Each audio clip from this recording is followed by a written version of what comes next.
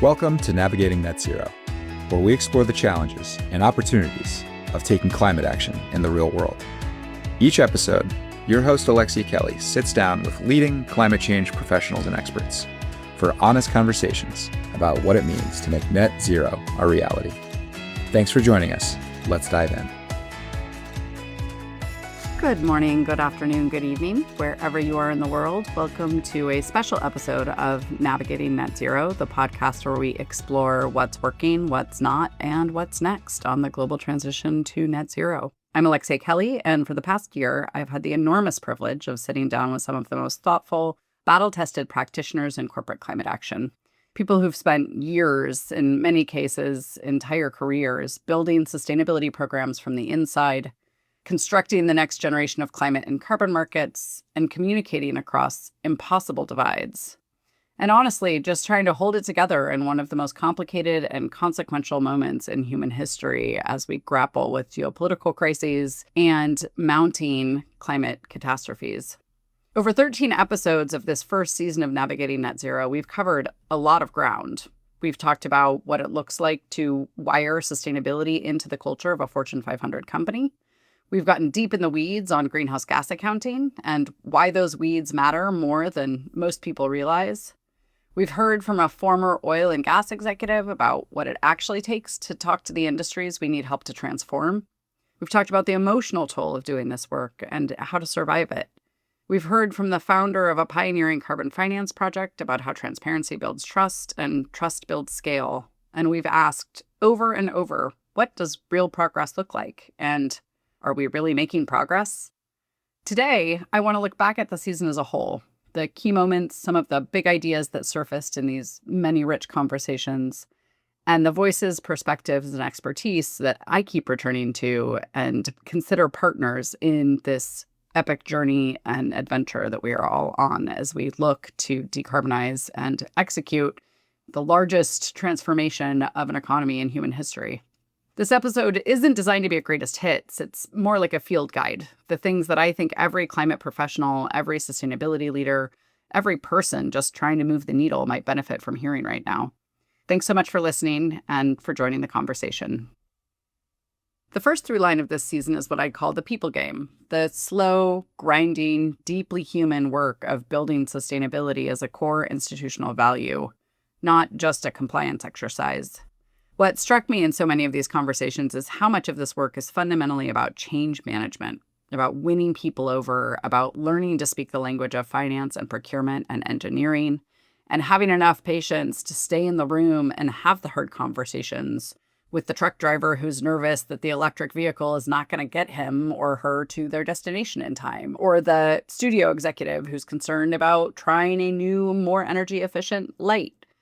All of these things require deep engagement with people whose jobs are on the line and who change in practice can sometimes represent a real risk. So managing that risk and engaging people in this transition is one of the first and most important and often hardest and most frustrating parts of this job, particularly when you realize that not everyone in corporate America or out there in the rest of the economy is eat, sleeping, and breathing climate change like many of the folks who listen to this podcast are and like I do. Erica McTiernan, who was one of Facebook's first sustainability hires, spent nearly a decade helping build their sustainability program from scratch, described what it was like to start with nothing, not even a template.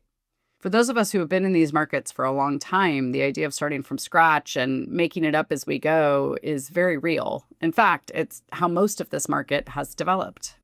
And so one of my very first projects was learning how to do greenhouse gas accounting, because I didn't know how to do greenhouse gas accounting when I walked in the door, but very rapidly it became apparent that understanding what our impact looked like from a greenhouse gas standpoint was really a critical first step. And so that very first time round, I opened up a new spreadsheet and I started from scratch, and I worked with some consultants and I made some tables and gathered some data and put this thing together piece by piece. Starting from scratch is something that we all do and are used to for those of us who've been working in this space for a long time. But you have to make up the rules, and then you have to convince everyone that those are the right rules and persuade everyone around you to care about those rules in the same way that you do, particularly in a system where the rules really aren't about climate change. They're about money and profit and speed and execution. Ashley Allen, who led sustainability at Mars and then served as chief sustainability officer at Oatly and is now leading sustainability at the Tutti Frutti company, talked about the importance of patience when the work doesn't move in straight lines, which it almost never does. Her team spent years building deep into supply chains, making commitments, setting baselines, and then the methodologies changed, something that is an inevitable part of updating rule sets to reflect best practices, evolutions in science, enhanced understanding in data. The numbers change and the targets have to be recalibrated. But rather than treating that as failure, she framed it as just a part of the deal and part of the work. This is a learning journey, and the companies that will succeed are the ones that can hold their nerve, stay humble, and keep going. Just a year or two later, some of the methodologies changed around, in this case, in particular, cocoa and how its emissions were measured. So we had to redo the numbers all again, and it ended up something like 10% larger than it had when we started. And that wasn't a reflection of anything having grown, just the way it was measured. And so you have to sort of go back and readjust everything, readjust your baselines, readjust your targets. Everything then has to be kind of adjusted along those lines. That kind of thing is still happening today. So for any company that's kind of going through that, it takes this level of humility and really transparency on this learning journey as things change. And then there's the question of how you sustain momentum when the culture around you shifts, when the political winds change, when ESG becomes a liability and no longer an asset. Lyrica had one of the most memorable lines of the season on this, and it's one I've been thinking about ever since. I would say continue to approach the work with curiosity and with the assumption of best intent. It's really easy to misunderstand each other. This is complex stuff. It's messy, it's nerdy, it's complicated. There are no hard and fast answers to a lot of these questions yet. And so approaching the work with optimism and asking hard questions, but assuming that the people around you might also be doing their best to solve these problems as well, I think that goes a long way. Curiosity and the assumption of best intent. That can be hard for some of us to hold on to, especially right now. But the experience of these sustainability leaders shows that it's one of the most important professional disciplines any of us can practice, and something that I continuously come back to in my work, that open and curious and humble approach to solving these incredibly complicated, wicked problems. The second theme we call the broken rule book, how the gap between ambition and accounting is costing us. And boy, is this a big one right now. One of these key themes that emerged across many conversations is how much the gap between ambitious and the current set of greenhouse gas accounting rules, or lack of clarity therein, is costing us in terms of action and forward momentum. If there's one structural problem that came up in almost every conversation this season, it's this. The rules haven't kept up with the ambition. Companies are trying to act, trying to invest, trying to make credible commitments, for the most part. And the accounting frameworks they're supposed to use are incomplete, contested, or being rewritten in real time. This is not an abstract problem. When you need to make capital investment decisions in the tens or hundreds of millions of dollars that are going to lock you into specific technologies or practices and that cost more than their fossil fuel equivalent, you need to know that that investment is going to count. And right now, the uncertainty with the constantly moving goalpost and the lack of clarity around how these different interventions show up in the greenhouse gas accounting ledgers that we use has become a significant impediment to mobilizing action and mobilizing climate finance. It's cost us time, it's cost untold millions in investment in innovation, and it's cost us years of progress and impact. Years that we, frankly, cannot afford. Chris Davis, who was a senior sustainability executive at Amazon and now serves as the interim executive director of the Task Force for Corporate Action Transparency, put it clearly.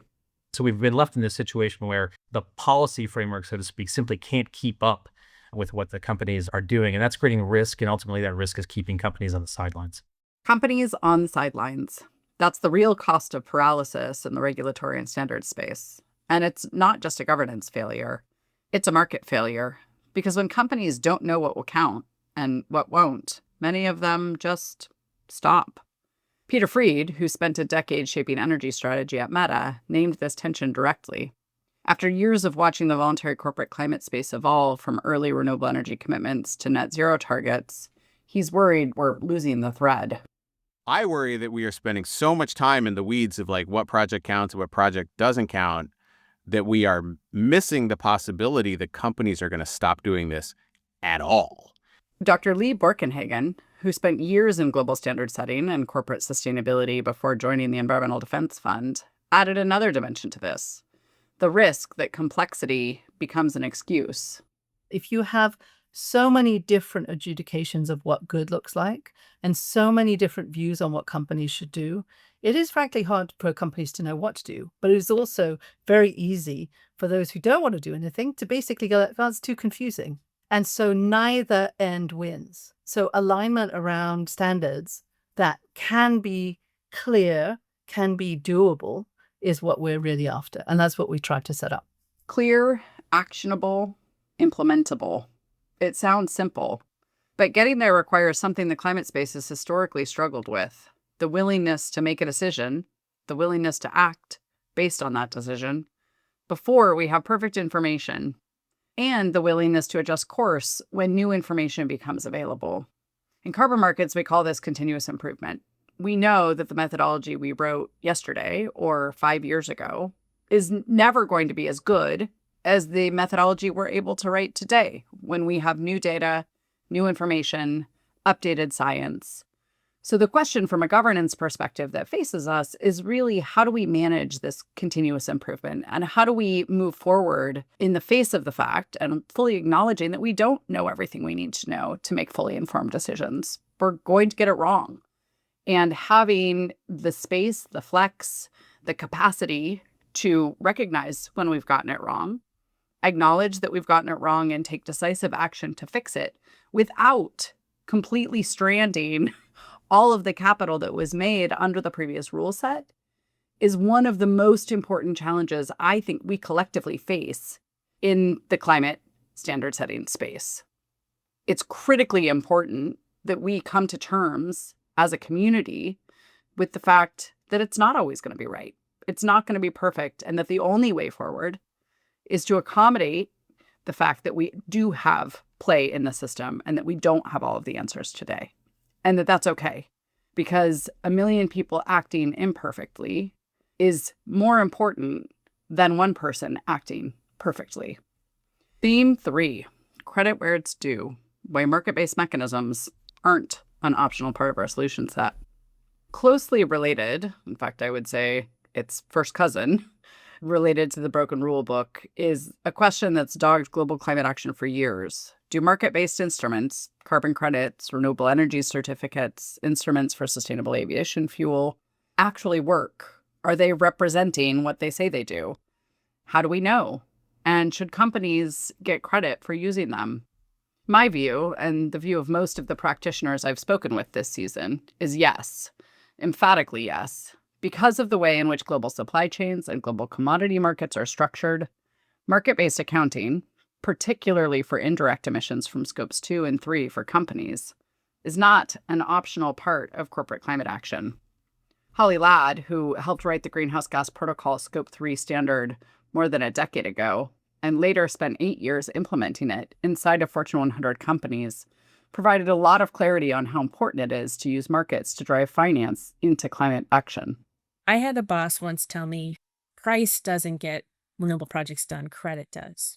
So if you think if you are a policymaker and a system planner, you are trying to answer the question, how should the optimal electricity system be designed to give me reliable, affordable, and low carbon electricity?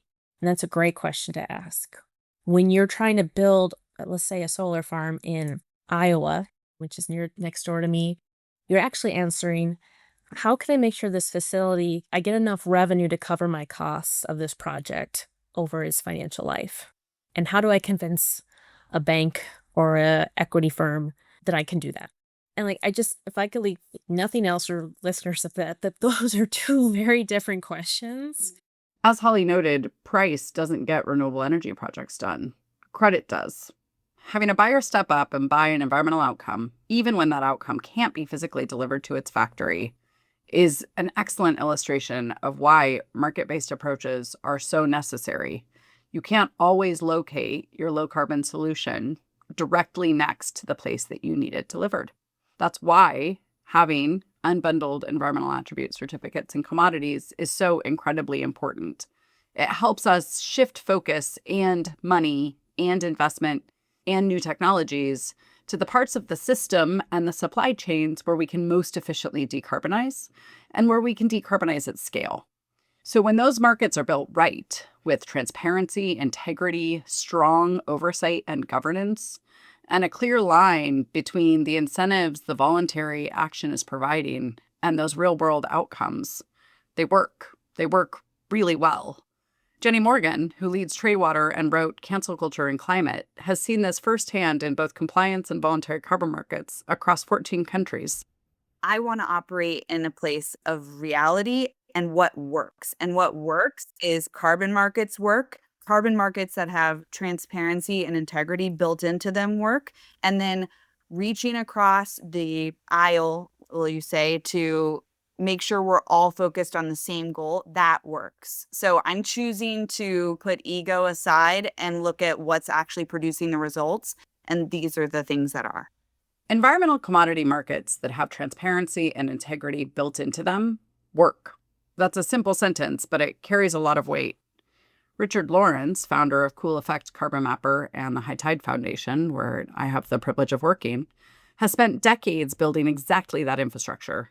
And his central thesis is that transparency isn't just a governance principle. It's the foundation everything else gets built on. It's what the Paris Agreement is built on, and it's what most international agreements and mandatory disclosure systems that are emerging are also built on. Transparency is not all of the solution, but it is an incredibly fundamental part of the solution. And a system that doesn't have transparency is unable to be governed. We cannot assess how well it is working or not. That's why transparency has to be the foundation and basis of everything else that we build from there. I think transparency has to go at every level, at every step, from the developer right to the buyer, okay? Transparency to everything. Now, what we've done through all our efforts is we're bringing those two groups together. We're filling in the gaps. They're now very sophisticated people who understand that in order to make this a well-functioning market, all the pieces that are required, your TCAT, VCM Plus, rating agencies, better standards, digital systems, DMRV, all of those gaps are being filled, and which will lead us in the next several years to hopefully giving all people on all sides the trust that they need to transact at higher volumes. Transparency builds trust, and trust builds scale. That thread, from a cook stove project in Honduras to the architecture of the global environmental attribute commodity market, is one of the most compelling themes we explored this season. Theme 4, Bridging the Divide, engaging across political, sectoral, and ideological lines. If there's one thing I've learned over the course of my career, and this season has reinforced it again and again, it's that we cannot get where we need to go by only talking to people who already agree with us. It sounds really obvious, but in practice, the climate community has often retreated into its own bubble, speaking to itself in a language that excludes anyone who isn't already convinced. Kaylee Kreider, who advised Vice President Al Gore on his climate communications, helped shape An Inconvenient Truth, and has spent decades working at the intersection of strategy and public communication, is clear-eyed about what's broken in how we communicate about climate change. There's a lot of research that shows the information deficit model is not accurate, meaning that it's not that giving more information for most audiences is not going to be what moves them. There are some people for whom they need information, but think about it this way. The majority of people in this country didn't go to college. So information isn't the way to move them. And even then, when you're looking at graduate postdoc, right, the numbers fall off dramatically. So there are a lot of people for whom information is not what moves them to take decisions. The information deficit model doesn't work, which means that those of us who've been trained as technocrats, and I absolutely include myself in this, need to learn a different skill set. Kaylee's advice was direct. Treat communication as a profession in its own right, not an afterthought. It's not fluff. It's absolutely an essential part of our work. Know your audience and be humble enough to recognize that the trusted messenger might not be you.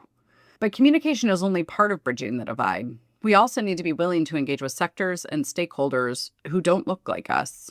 Tisha Schuler spent 5 years as the CEO of the Colorado Oil and Gas Association, which she'll freely admit was not what she expected to be doing when she identified as an environmental activist in college.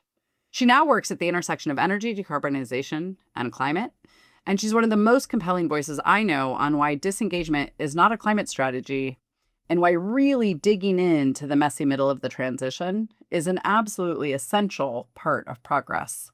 The idea of shutting down and wholesale replacing the oil infrastructure, let's just take America, the natural gas infrastructure in America, and replacing it with something else would be like devastating environmentally. So just first, like from a practical, like environmental perspective, like we want to reuse, repurpose, upgrade, enhance as much as possible. And we're talking about millions of miles of pipe. Resources plumbed into almost every building and household in America.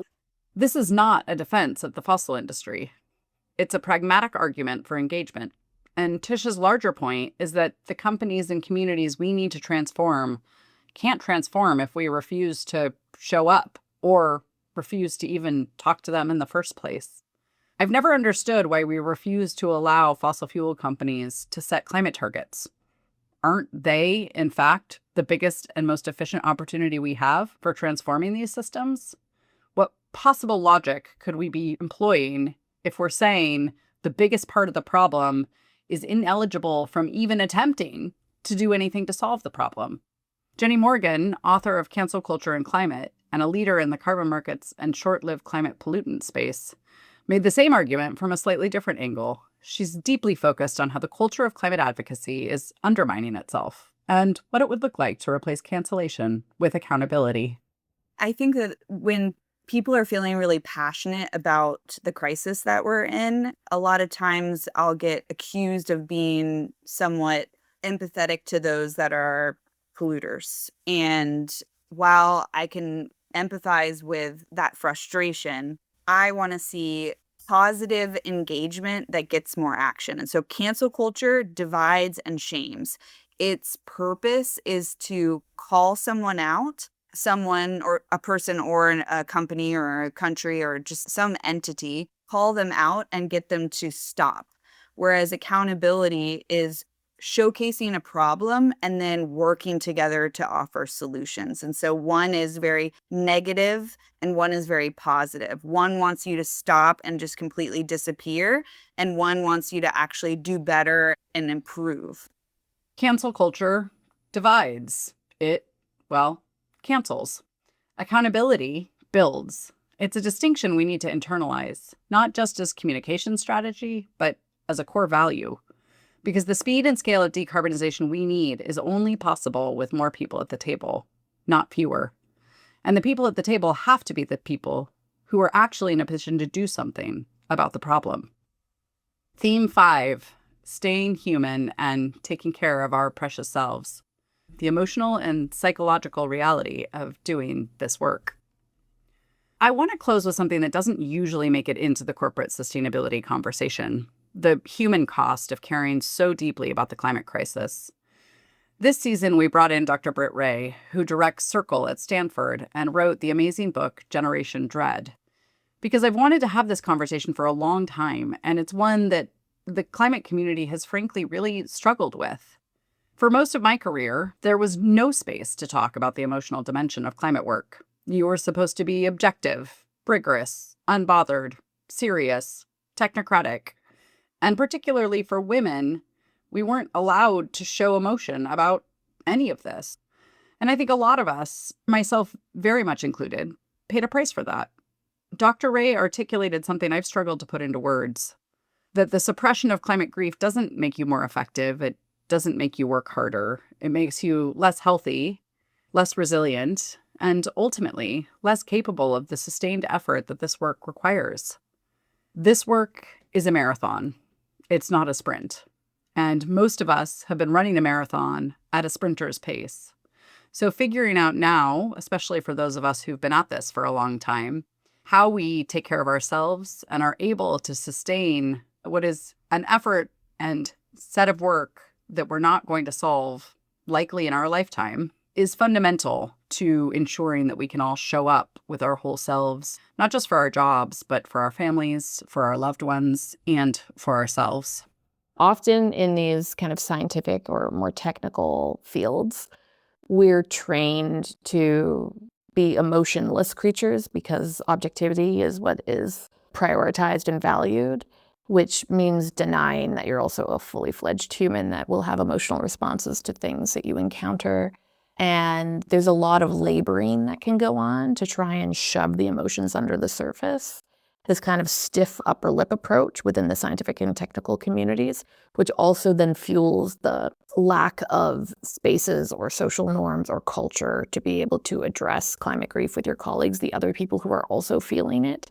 And that's not healthy because that suppression takes a lot of effort. It's very taxing long-term on the body and mind and can worsen health issues and depression and so on. Suppression is taxing. And eventually, the stiff upper lip cracks. What Britt offers instead is a practice of non-judgment and curiosity towards your own emotional life, treating grief not as a weakness, but as information. For everyone who's listening to this and who works in climate, whether you're deep in corporate sustainability team, or you're a student just starting your career, or you're a policymaker trying to hold the line right now, I want you to hear this. The feelings are part of the job. They don't mean you're not cut out for it. They mean you're paying attention. And paying attention is exactly what we need more of. Non-judgment, curiosity, and understanding that you're not opening up a Pandora's box of demons that are going to come jump on your back and never let go. Actually, it's the resistance to them or the suppression that makes them hang around longer. If instead you welcome them and you're curious about what they have to teach you, they tend to flow much quicker. Feelings are fleeting and they can move through you. You can metabolize them. You can learn, oh, I actually can sit in this grief. It's not unbearable. I just thought it was going to be unbearable. And so I've been avoiding, but that's been making it stick around consciously and unconsciously. And that can produce some space between the emotion and your response to it. I started this podcast because I believe that the most important conversations in climate change are happening not in the headlines, but inside companies, inside markets, inside the minds and boardrooms and supply chains where actual decisions are being made. And I wanted to give these conversations a platform. What I've learned from this season is that people doing this work are more thoughtful, more honest about what they don't know, and more resilient than I think they're often given credit for. There's a lot of hard news in climate right now, and frankly, always. But this season has made me genuinely hopeful. Not because the problems are smaller than I thought, but because the people working on them are absolutely extraordinary. And it's an honor to stand shoulder to shoulder with you all as we continue to muddle our way through this and make it up as we go. Lyrica said it well, and I keep coming back to her quote. And what gives me hope is that because these people care so much, I think we can make it to the end. And I think we can focus on that 90% where we do agree. And I think we just have to agree together to put our differences aside and move forward because we can't afford to do it any other way. We simply can't afford to do it any other way. Thank you to every guest who joined me this season. Patrick, Lyrica, Liz, Britt, Jenny, Ashley, Holly, Chris, Peter, Tisha, Kaylee, Lee, and Richard. You are all doing extraordinary work at an extraordinary moment, and I'm grateful to every one of you and to all of you who've dedicated your life, your formidable talents, your energy, and your dedication and passion to solving the greatest challenge that humanity's ever faced. Thank you to our listeners for making this a phenomenally successful first season. This show exists because you show up for these conversations and because you go back into your organizations and your communities and you push. Keep going. We'll be back soon with season 2 of Navigating Net Zero. Until then, put progress ahead of perfection, keep up the great work, and take good care of your precious selves, the people you love, and your communities. I'm Alexia Kelly, signing off for our first season. Thank you so much. That's it for this episode of Navigating Net Zero. If you enjoyed the conversation, be sure to follow or subscribe, and help us spread the word by sharing this episode with your friends and colleagues. Thank you for listening. Until next time, be well and keep up the great work.